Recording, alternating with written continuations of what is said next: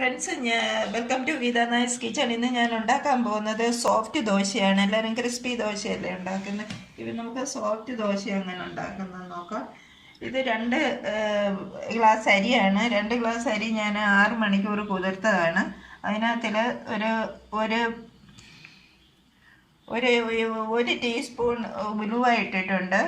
പിന്നെ ഞാൻ ഒരു അര ഗ്ലാസ് ഗ്ലാസ്സിനാണോ അരി എടുത്തത് അതിനകത്തിൽ അര ഗ്ലാസ് ഞാൻ ഉഴുന്നെടുത്തിട്ടുണ്ട്.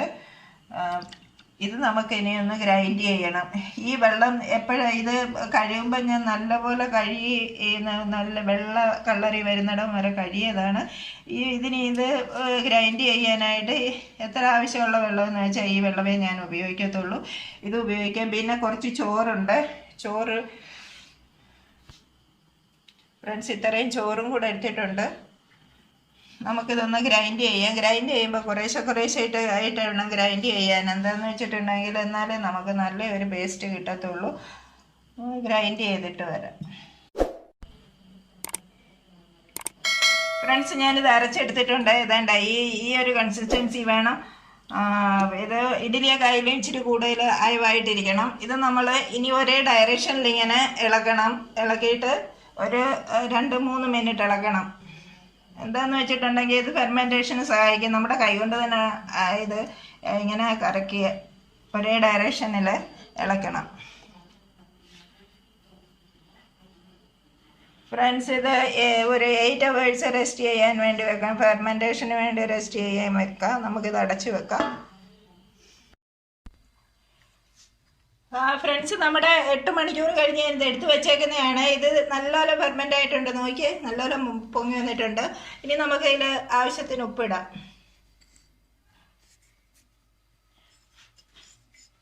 ഉണ്ടായില്ലേ?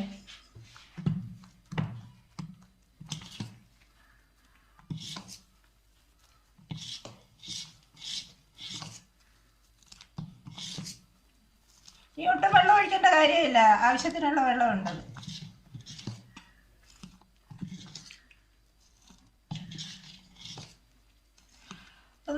നല്ല ചൂടുള്ള ക്ലൈമറ്റ് ആണെങ്കിൽ ഒരു 6 മണിക്കൂർ വെച്ചാൽ മതി. അല്ലെങ്കിൽ പിന്നെ 8 മണിക്കൂർ. ഇപ്പം ഞാനത് സെക്കൻഡ് ലോക്ക്ഡൗണിലാണ് ഞാനിത് ഉണ്ടാക്കുന്നത്. നല്ല മഴയുണ്ടായിരുന്നു. ഒത്തിരി തണുത്ത ക്ലൈമറ്റ് ആയിരുന്നു.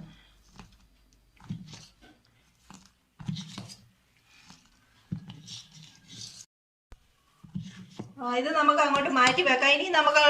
ഇനി ചമ്മന്തിക്കുള്ളത് നോക്കാം. ഇതൊരു 150 ഗ്രാം തേങ്ങ ഉണ്ട്. അത് നമുക്ക് ജാറിലോട്ടിടാം. ഫ്രണ്ട്സ്, ചമ്മന്തി അരയ്ക്കുമ്പോൾ ആദ്യം വെള്ളം ഒഴിച്ചരിക്കരുത്. ഒന്ന് ഗ്രൈൻഡ് ആയതിന് ശേഷം ആവശ്യത്തിന് വെള്ളം ഒഴിക്കാവുള്ളൂ. ഇതിനകത്തിൽ ഒഴിക്കുന്ന വെള്ളം എന്ന് പറയുന്നത് തിളപ്പിച്ച് അരച്ച വെള്ളം. ശകലം ചൂടുള്ള വെള്ളം ഒഴിച്ചാലും കുഴപ്പമില്ല. 2 പച്ചമുളക് ഇടുകയാണ് ഞാൻ.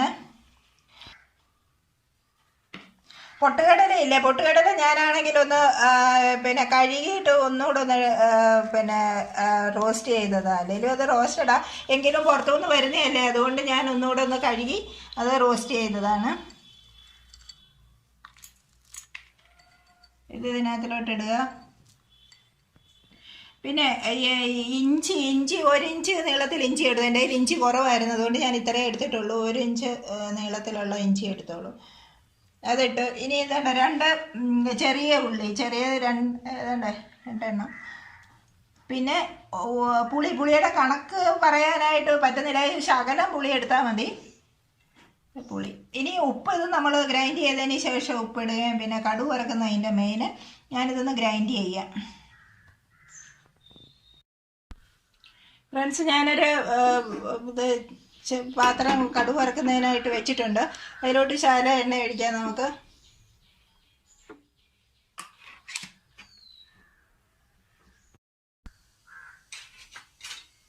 ഫ്രണ്ട്സ്, ഇത് ഞാൻ കടുക് ഇട്ടു. അത് കഴിഞ്ഞ് ഇനി ഇതിൽ ഉഴുന്ന് പരിപ്പ് കഴുകിയതാണ് ഞാൻ. അതിടുകയാണ്. ഇനി വേണ്ടത് 2 വറ്റൽമുളക്.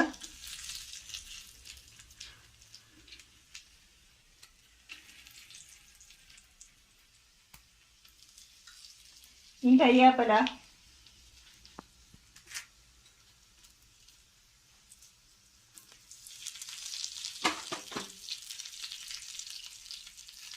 ഫ്ലെയിം ഓഫ് ചെയ്തായിരുന്നു, ഞാനൊന്ന് ഓൺ ചെയ്യുവാണ്.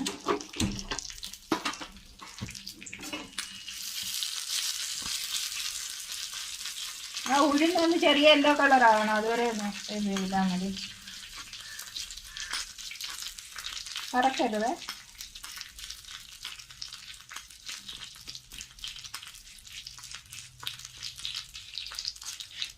വേണ്ട, ഉഴുന്ന് യെല്ലോ കളറായിട്ടുണ്ട്. വേണ്ട, ഇനി നമുക്ക് ഫ്ലെയിം ഓഫ് ചെയ്തിട്ട് ഇനി നമ്മുടെ ദോശയ്ക്കുള്ളത് നോക്കാം. ഇത് നമ്മുടെ ചട്നിയിൽ ഒഴിക്കാം നമുക്ക്.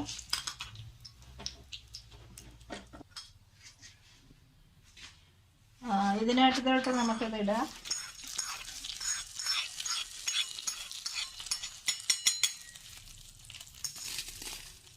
ഇനി വേണ്ടത് നമുക്ക് ആവശ്യാനുസരണം എത്ര ഉപ്പെന്ന് വെച്ചിട്ടുണ്ട് നോക്കിയിട്ട് ഇടണം. ഒരുപാട് വാരി ഇടരുത്. അത് ഉപ്പിടാം. ഇളക്കായത് നല്ല ടേസ്റ്റി ഒരു ചമ്മന്തിയാണിത്. ദോശയ്ക്കും ഇഡ്ഡലിക്കും എല്ലാം പറ്റുന്നത്. അപ്പം നമ്മുടെ ചട്നി അവിടെ തയ്യാറായി. ഇനി വേണ്ടതെന്ന് വെച്ചിട്ടുണ്ടെങ്കിൽ നമുക്ക് നമ്മുടെ ദോശയിലോട്ട് കിടക്കാം. ഫ്രണ്ട്സ്, ഞാൻ കല്ലിൽ നല്ലപോലെ എണ്ണ തേച്ചിട്ടുണ്ട്. ക്രിസ്പി ദോശ ഉണ്ടാക്കുമ്പോൾ ഇത്ര എണ്ണ തേക്കേണ്ട കാര്യമില്ല. നമ്മളത് വെള്ളം ഒഴിച്ചാൽ ചെയ്യുന്നത്. അതിൻ്റെ മുകളിൽ നമ്മൾ പിന്നെ എണ്ണ തേക്കാറുണ്ട്. പക്ഷേ ഇതിൻ്റെ മുകളിൽ എണ്ണ തേക്കത്തില്ല. അതുകൊണ്ട് നമ്മൾ കല്ലിൽ നല്ലപോലെ എണ്ണ തേച്ചിട്ടുണ്ട്. അതുപോലെ ഒത്തിരി പരുത്തത്തുമില്ല. ഇത് ഒരു തവി ഒഴിച്ച് ഒരു ശകലം കൂടെ. ഇത് ഇച്ചിരി തിക്കിലാണ് ദോശ വരുന്നത്. കൊണ്ടുവരുന്ന ഹോൾസ് വരുന്ന കണ്ടില്ലേ? ഇതിൻ്റെ അർത്ഥം നമ്മൾ നല്ലപോലെ നമ്മുടെ മാവ് പൊങ്ങിയിട്ടുണ്ട്, നമ്മുടെ റേഷ്യോ എല്ലാം ശരിയാണ്. അതായത് ഇതിൻ്റെ ഈ ഹോൾസ് വരുന്നതിൻ്റെ അർത്ഥം.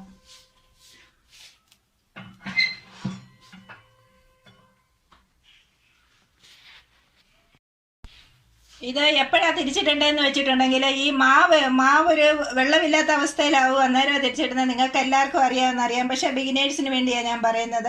ഇതൊരു വെള്ളമില്ലാത്ത അവസ്ഥയിലാവുമ്പോഴാണ് നമ്മൾ തിരിച്ചിടുന്നത്. തിരിച്ചിടാം. കണ്ടില്ലേ?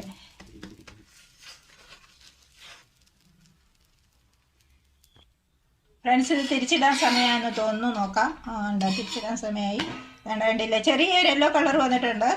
അന്നേരം നമുക്കത് ദോശ റെഡിയായി. ഞാൻ എല്ലായ്പ്പോഴും പറയുന്ന പോലെ പ്ലീസ് പുതിയ ഫ്രണ്ട്സ് ആണെങ്കിൽ സബ്സ്ക്രൈബ് ചെയ്യാൻ മറക്കരുത്, ഷെയർ ചെയ്യണം. നിങ്ങളുടെ കമൻറ്റാണ് എൻ്റെ മോട്ടോ. അതുകൊണ്ട് നിങ്ങൾ കമൻറ്റ് ചെയ്യാനും മറക്കരുത്. വേറൊരു വീഡിയോ ആയി വീണ്ടും കാണാം. Thank you for watching.